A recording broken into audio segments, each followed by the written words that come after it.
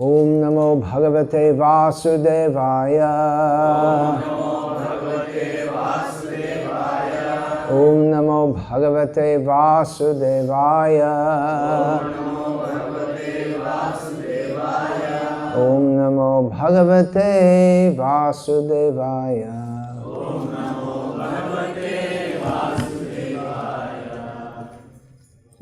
Yeah, just put it down. I'll take it when I'm ready.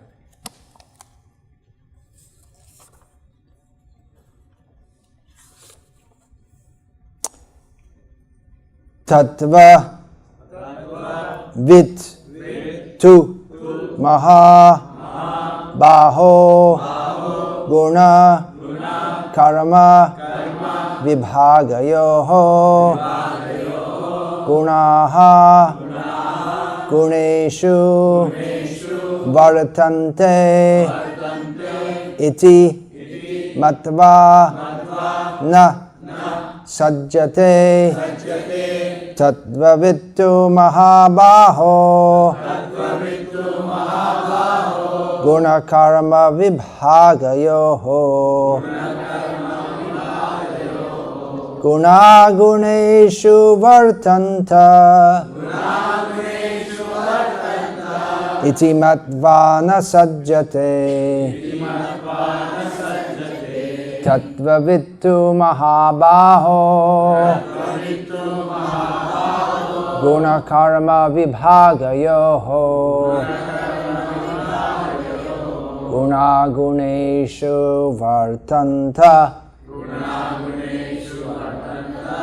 Iti Matvana Sajjate Tattvavittu Mahabaho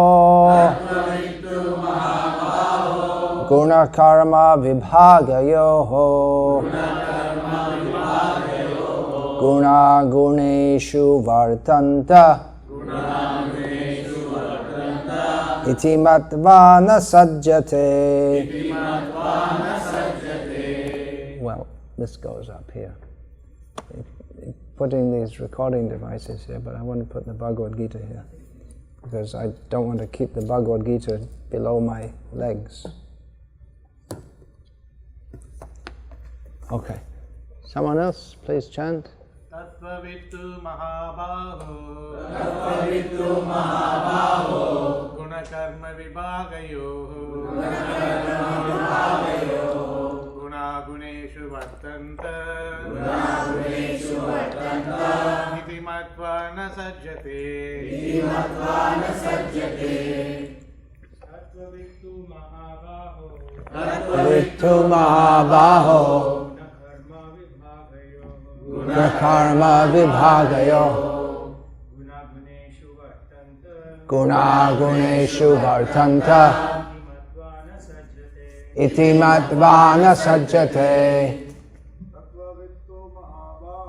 Tattvavittu Mahabaho Gunakarma Vibhagayoho Gunaguneshu Vartanta Iti Matvana Sajjate Tattvavittu Mahabaho Gunakarma Vibhagayoho Gunaguneshu Vartanta Iti Matvana Sajjate. Ladies, please.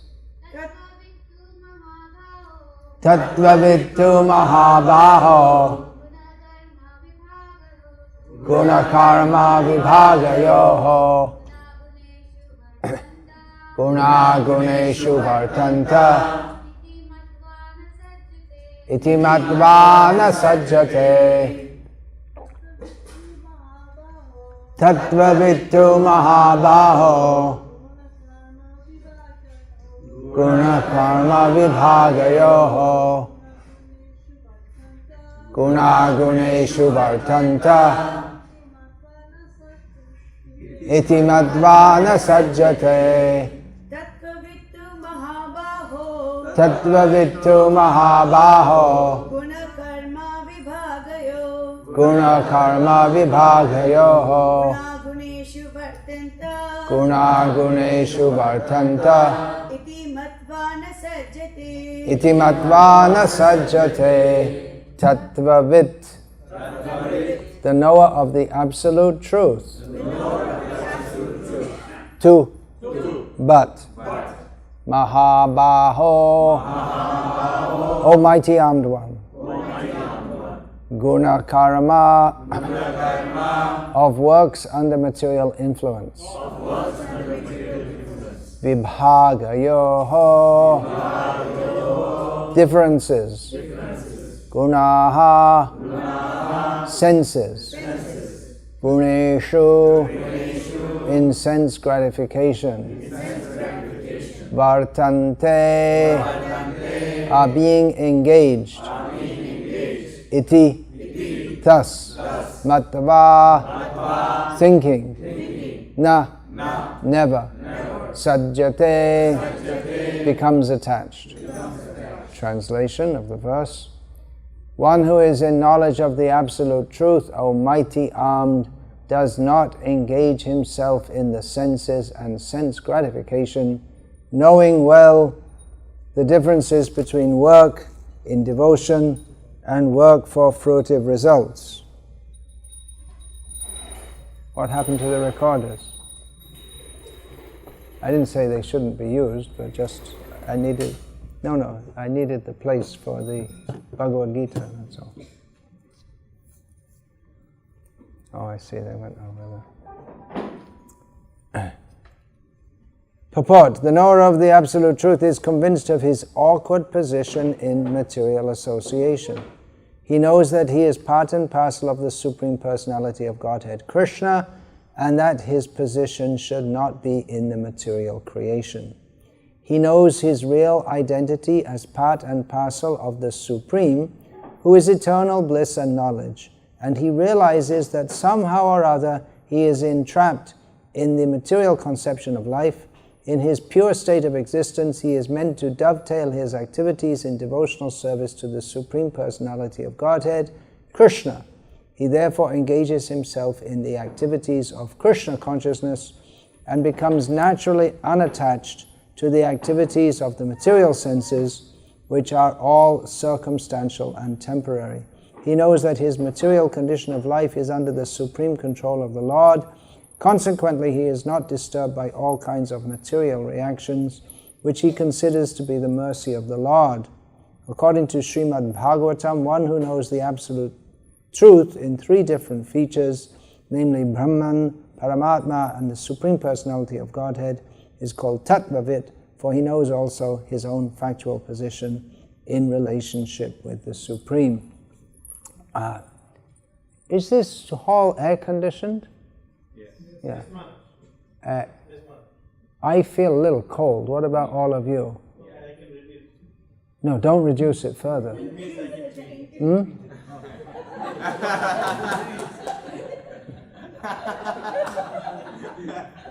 If you can put it up a little bit, that would be appreciated.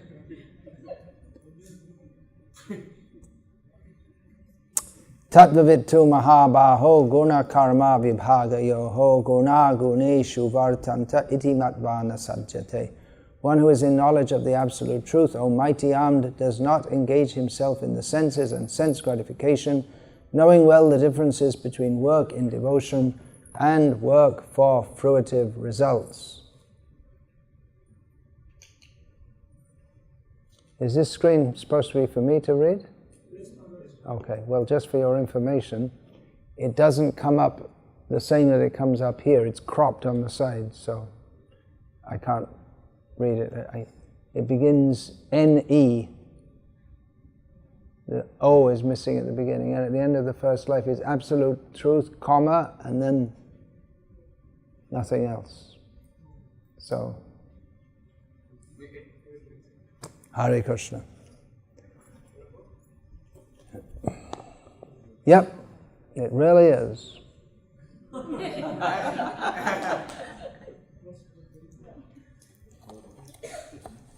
Om Jnana Timirandhasya Jnananjana Shalakaya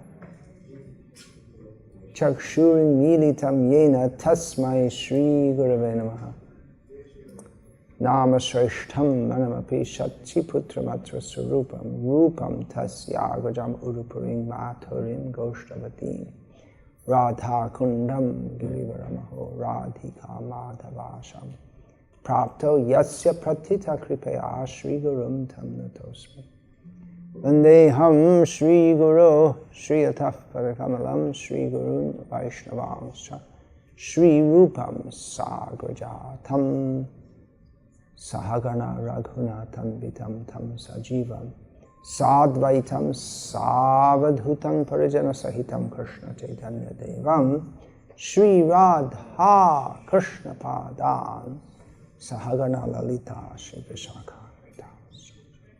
Hare Krishna, Krishna Krishna, Hare Hare, Hare Rama, Rama Rama, Hare Hare.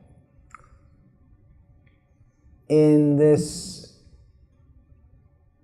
verse, in the translation, Srila Prabhupada translates the term Tattvavit as one who is in knowledge of the absolute truth. The word tattva is not really very directly translatable into English at all. Tat means that. Just like I quoted that verse this morning. Sarvopadi vinir muktam tat paratvena. Tat, that which is, here, tat para, that which is supreme, that which has, tat paratvena, that which has the quality of being the supreme, which is Krishna. It's a very common word.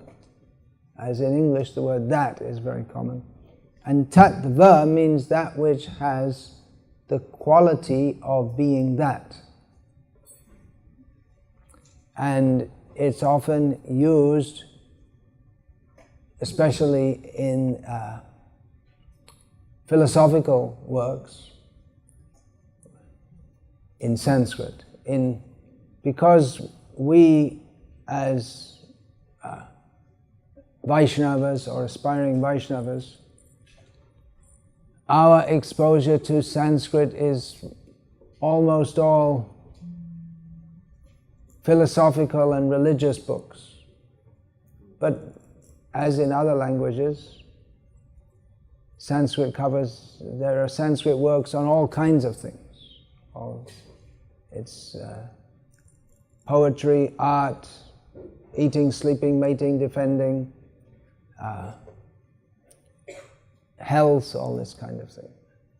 So in philosophical writings or discussions, tattva, unless otherwise qualified, as for instance, it can be Vaishnava tattva, Rasa tattva, Vishnu tattva, Jiva tattva,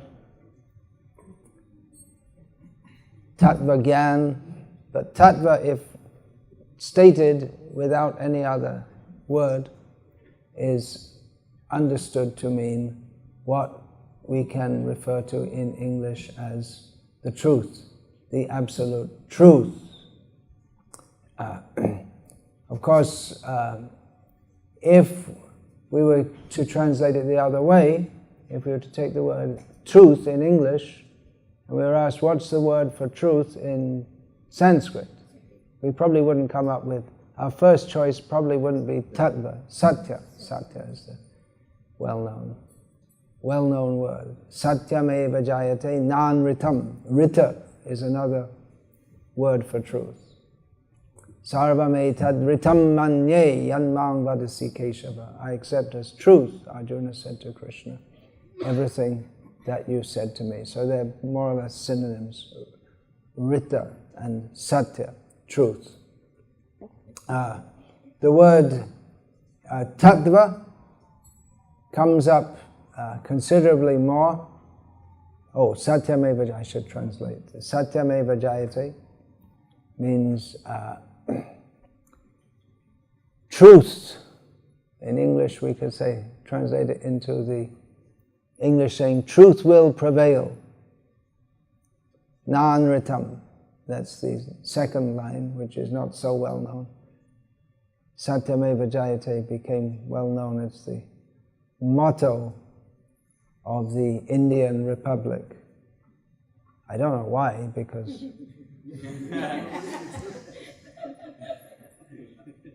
all kinds of cheating and corruption which are unimaginable in this part of the world.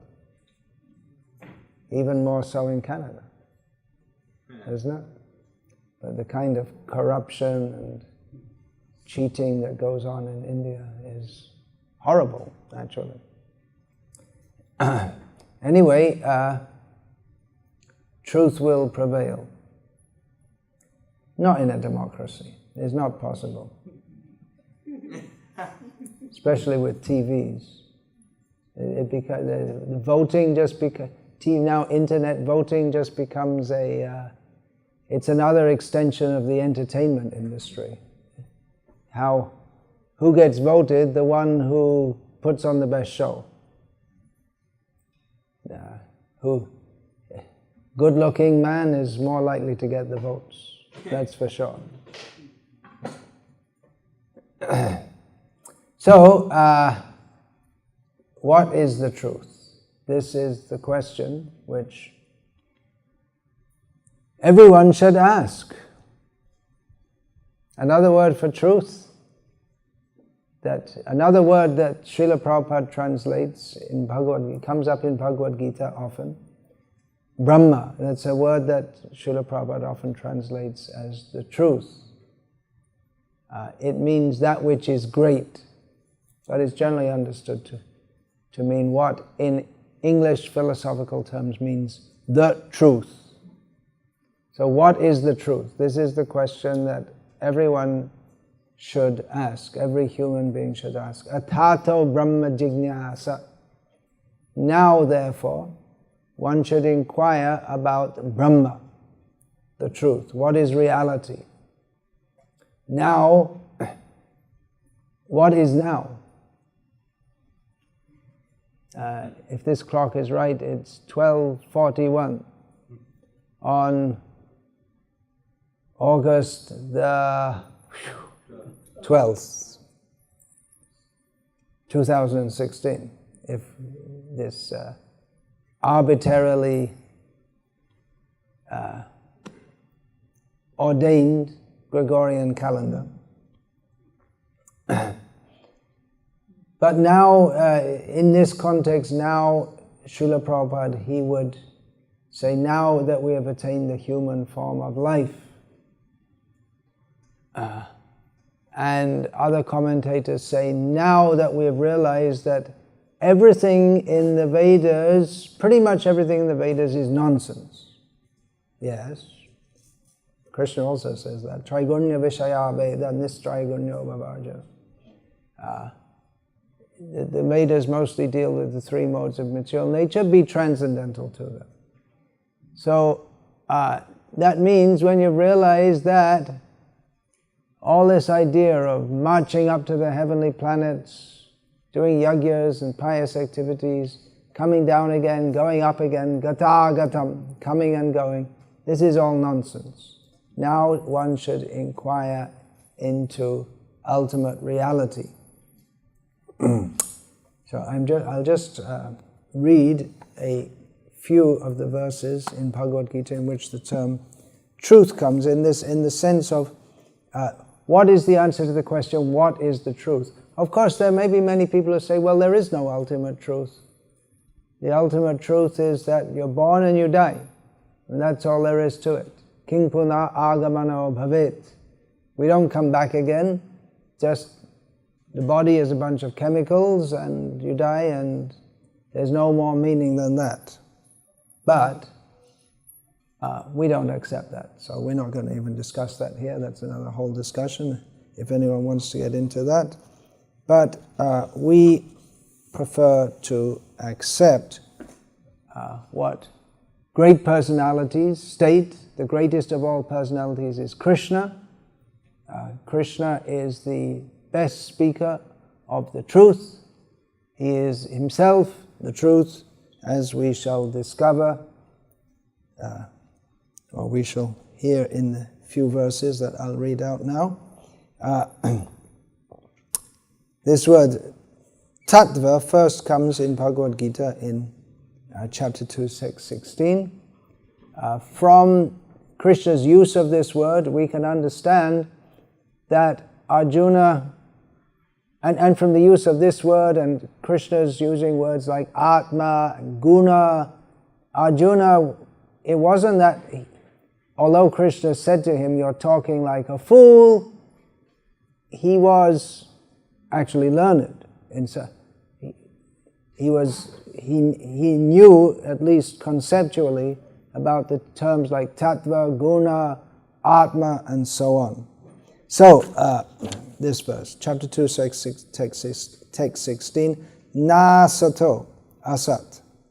Na sato vidyate bhavo na bhavo vidyate sataha ubhayor api drishtontas tvanayos tattvadarshibhihi. Now in this verse, Krishna uses the terms asat and sat. Sat is similar to the word satya. It can mean the truth, it can mean that which is real, that which exists, that which is good, that which is noble, and so on. But again, the word truth comes, tattvadarshi. Those who are seers of the truth, tattvadarshi means seer of the truth. Those who are seers of the truth have concluded that of the non-existent, the material body, there is no endurance, and of the eternal, the soul, there is no change. This they have concluded by studying the nature of both.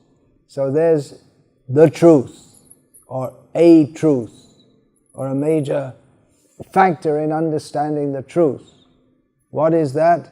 That the body is temporary, the soul is eternal. This is the basis of all knowledge. Knowledge means to know the truth. If it's not the truth, it's not knowledge.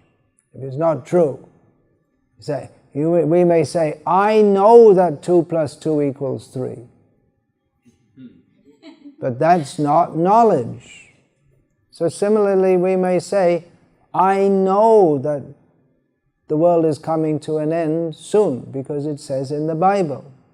Well, we'll find out. As long as I can remember, it's always been about 2 or 3 years from now. And it's been like that for about 2,000 years. So we don't put a lot of faith. Of course, it might be true, but no, because the Vedic version doesn't support that.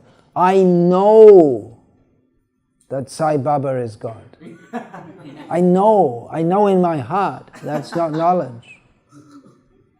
We have to know from what Krishna says. So, Krishna gives the first item of truth that goes against what we would consider to be true if we are not enlightened with Vedic knowledge, that the body is not very important. We are eternal, we are not the body. It doesn't seem to be true.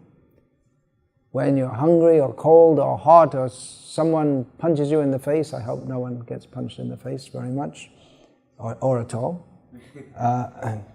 then we feel, I'm the body. When your knees start to tell you that you're not as young as you used to be, of course that's true at every moment, but when thinking, I am not as young as I used to be, and then we hear Krishna, well, you are not that body anyway, so it's not you, but it feels like me. But Krishna teaches that we are eternal. This is the first item of truth to be known. This is truth, but this is only the first installment. There are many other, or it's the beginning semester, we could say, in understanding the truth. Another vital truth to understand is that this material world is miserable. That's also true. And even to begin to understand, or to be interested in understanding that we're not the body, one has to perceive Janma mrityu jara vyadhi dukkha doshanu darshanam. Perceive the miseries, this world is miserable, birth, death, old age and disease. But not just to see that, but anudarshanam, to hear it from authorities. We can hear about that, we can perceive it, even without being told about it, but we won't understand how it's miserable, why it's miserable, how we can escape from this misery, unless we hear from authorities. But it is true that this world is miserable. And when one perceives that and becomes interested in going beyond these miseries, then atato brahma jignasa. Then instead of trying to enjoy this world or to escape the miseries of this world, one should inquire into the nature of ultimate reality or truth. Tattvadarshi, Krishna mentions in this verse, one who knows the difference between the eternal and the non-eternal. This word Tattvadarshi also comes in a very well-known verse of Bhagavad Gita. Tadvidhi pranipatena pariprashnena sevaya upadekshanti te jnanam jnaninas tatvadarshinaha. Just try to learn the truth. Again, the word tat. The first word here is tat. So here, tat means that knowledge. It's in relation to verses which have come before. That knowledge of different sacrifices. Just try to learn the truth by approaching a spiritual master. Inquire from him and submissively and render service unto him. The self-realized souls can impart knowledge unto you because they have seen the truth. So obviously knowledge and truth are very intimately related. There is the truth that is to be known. If you don't know, then you're in ignorance. If we don't know. Just like, who knows, okay, let's put it around the other way. Who doesn't know what is the capital of Gujarat state in India? Please raise your hand. Okay. Who knows? Can someone say what is any non-Gujaratis? Yeah. Gandhinagar. Often mistakenly thought to be Ahmedabad, as said in Gujarati, or Ahmedabad in other languages. So it's Gandhinagar. So now you know. It was true before you knew. Of course, you have to believe us. We might have got, it is theoretically possible, but not very likely, that we all got together before this class, all of us who knew what is the capital of Gujarat and made a little plot to mislead people. It's not very likely. It sounds absurd that anyone would do this, right? But this is actually, going off the topic a little bit, this is the kind of thing that people who say that the world has come into being simply there was a big explosion and then everything settled into place, and then it all settled into place, and then it was bubbling away, and then it cooled down, and then some amoeba came into cells, and they formed into amoeba, and then land came out, and then from the water, the cosmic, primordial soup, and out of the soup came some fish, and then they came into the land, they became lizards, and they became monkeys, and then they became Charles Darwin. And this is the kind of argument they give in a more sophisticated way. Absurd, completely absurd. So we could have been bluffing you, but if you didn't know, you can safely take it on the authority of all of us who do know, and we say that we know, and there's no real reason to disbelieve us. There's no reason to be skeptical about this, that the capital of Gujarat is Gandhinagar. Okay. So that was true before you knew. Now you know. Once you know, you know. You might forget it, but now you have that knowledge that could be an asset in your life, theoretically. Difficult to think how. Maybe if you're doing some exam in India, there's children, they're supposed to know all these kind of things. But as I doubt any of you will be in that situation, it is difficult to know. Maybe you could impress someone by telling them, but they wouldn't be very impressed anyway. Okay, sorry about giving that little snippet of not very useful information, but it does serve a purpose of showing that truth and knowledge are not exactly the same thing, and the truth exists whether we know or not. Now, whether we know or not that Gandhinagar is the capital of Gujarat doesn't really matter that much, if at all, to all of us in this room. But the truth of who are we, what is the purpose of life, is there God, who is God, this is very important. And there is the truth. Most people don't know it. If we don't know it, it very seriously affects our whole existence.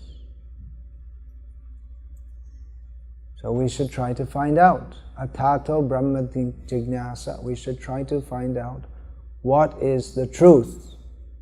And what that truth is summarized in the next verse, after chapter 4, text 34, which I just read. The Tattvadarshis, those who are... Another word for Tattvadarshi is Jnani, one who knows, one who has knowledge, one who sees the reality. There may be some subtle distinction, one who knows and Tattvadarshi, one who sees. So there may be some distinction, knowing theoretically and fully realizing, but more or less they're synonyms. Tattvadarshi and Jnani. Or another distinction could be someone knows and someone understands. Just like E equals mc squared, everyone has heard it. Not everyone knows what it means. I don't, because I always forget. It means energy equals mass times something squared. The speed of light squared. Okay, so you know it. And I know it now also, but I always forget it. Okay, you know a little bit more, but how many people understand it? Apparently, not very many can understand all the math that goes into that. And even if you do, it becomes difficult to understand the implications of it in terms of space-time warps, and space and time are one continuum, and it doesn't really seem to make sense, although to people who understand it, it makes sense, but I'm not sure if it's true at all. Whether space and time really are one continuum, maybe in some way of looking at the world. Anyway, there is a distinction between knowing, understanding, and realizing. Just like Krishna is the Supreme Personality of Godhead. Okay. Many people know that by Prabhupada's mercy. Many people in the world know this today. But not everyone know it. Okay, there are levels of knowing it also. Someone is convinced, someone knows, someone knows in this way, just like you'll find the mundane scholars, they may write about devotees, Vaishnava Dharma. The devotees will write, Krishna is the Supreme Personality of Godhead. And the mundane scholars will write the same thing, but they'll qualify that statement by saying that according to the Gauriya Vaishnavas, Krishna is the Supreme Personality of Godhead. So they know, and we know, but their knowing is that of an outsider. For them it's a fact, just like Gandhinagar is the capital of Gujarat. It's something, no, even less so, because they're more convinced that Gandhinagar is the capital of Gujarat than they are that Krishna is the Supreme Personality of Godhead. For them, Supreme Personality of Godhead is just a concept in the mind. It doesn't have any. For them, Gujarat is more real than Krishna. That's why they're called mundane scholars. They may be very knowledgeable. They may have a lot of knowledge. They might even understand how the Gauriyas come to that conclusion.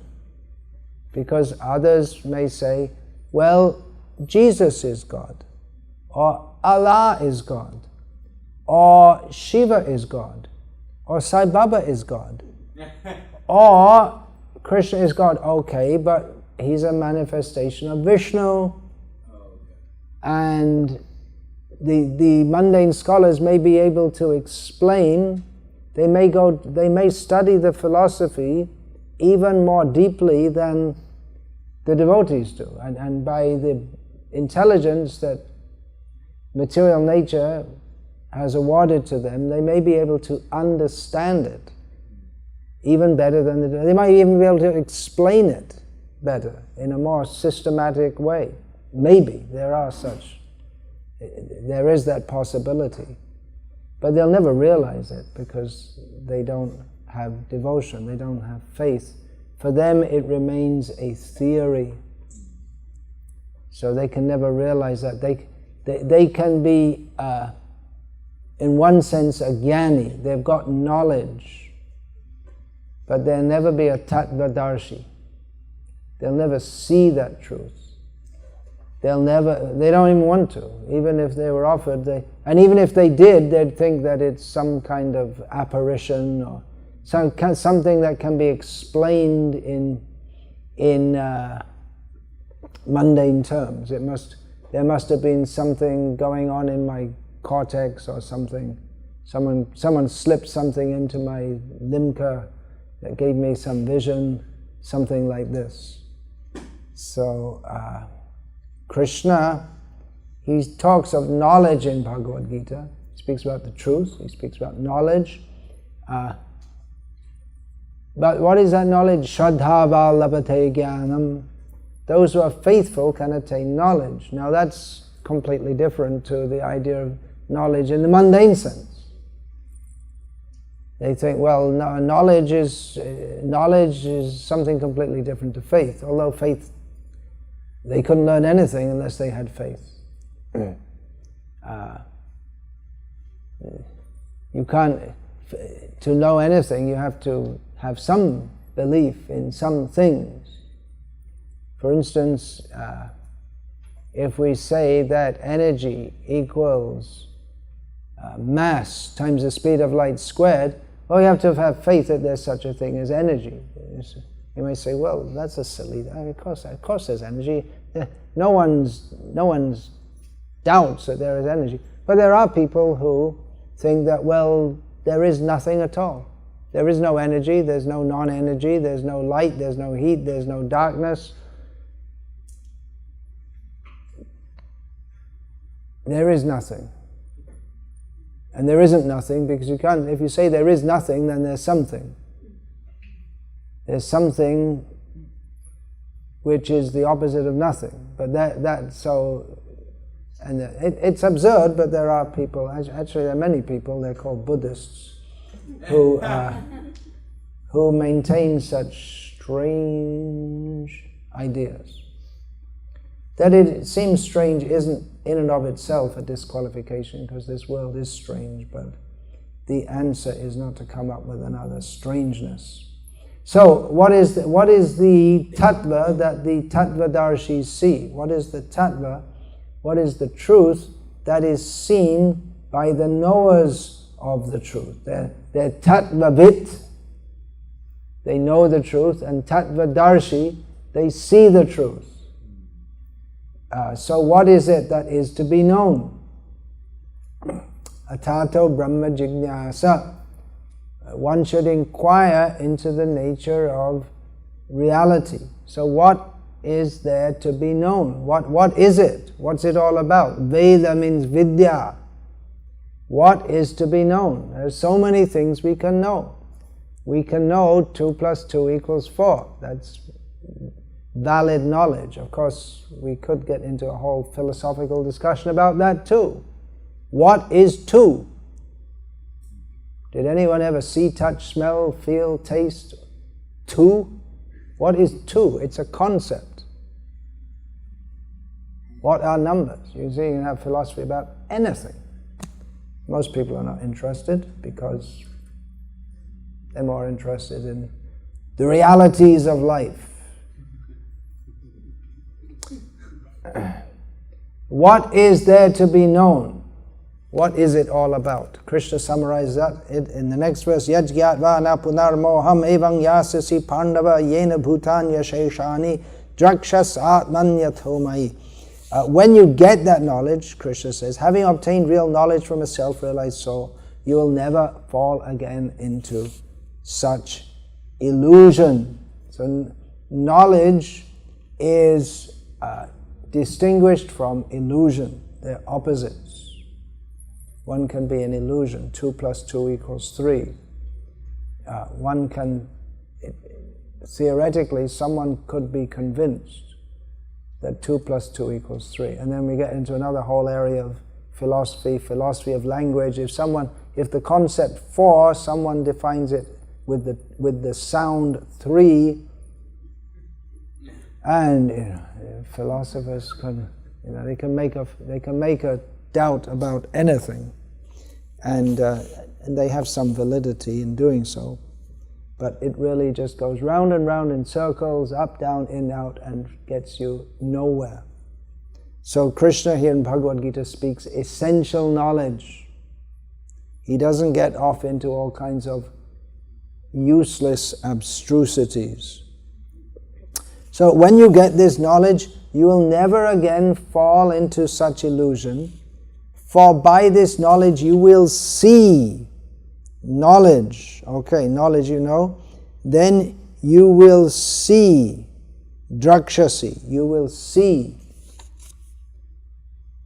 It's not just some theoretical idea, but you will see that all living beings are but part of the Supreme, or in other words, that they are mine. So this knowledge that is to be had from the tattvadarshis is to, as Krishna describes elsewhere in Bhagavad Gita, Mamai vangsho jiva loke jiva bhuta sanatanaha manashashtani indriyani prakriti sthani karshati. All the living beings are my parts, Krishna says, eternally. But it doesn't look like that, doesn't seem like that. And therefore we have to get knowledge. It doesn't seem like that because it seems like we're part of this world, but we are struggling in this world with the 6 senses, beginning with the mind. So this knowledge we have to get. Now, we may say, okay, well, all right, that's it, that's the knowledge, that every living being is part and parcel of Krishna. That's it. Okay, I got the knowledge. But Krishna says you go to a tattvadarshi to learn this. It's not just, okay, I got my Bhakti Shastri course, I filled everything in, I got 95%, okay, now I know everything. I'm an expert. But Krishna says, go to a Tattvadarshi to learn this. It's not just a matter of passing a Bhakti Shastra exam. I'm not saying that passing a Bhakti Shastra exam, there's anything wrong in that. That's good, that should be done. But that is not in and of itself the means to gain spiritual knowledge. The Tattvadarshi not only knows that Krishna is the Supreme Personality of Godhead, not only knows that we are all part and parcel of Him, but what it means to be the eternal servant of Krishna, he lives that. And he imparts that understanding to his disciples. In this verse, Tadvidhi Parnipate, Upadekshanti means they will, it can be understood to mean they initiate also, initiate you into this knowledge. So why do you need to be initiated? To get knowledge. That means there is commitment to study, to understand, and not just the knowledge, but how to live that, practical also, which means one has to become free from false egoism, the false egoism of thinking that I am the body, I am the mind, I am not subordinate to Krishna. To be free from this egoism, one has to be trained. Training is required. It's not just a matter of getting the knowledge, it's a matter of imbibing the spirit of devotional service and becoming free from the unwanted way of thinking. Yesterday I spoke about that a little bit. The artha pravritti, to enter into a real meaningful life, we also have to become anartha nivritti, retired from those things which impede our spiritual progress.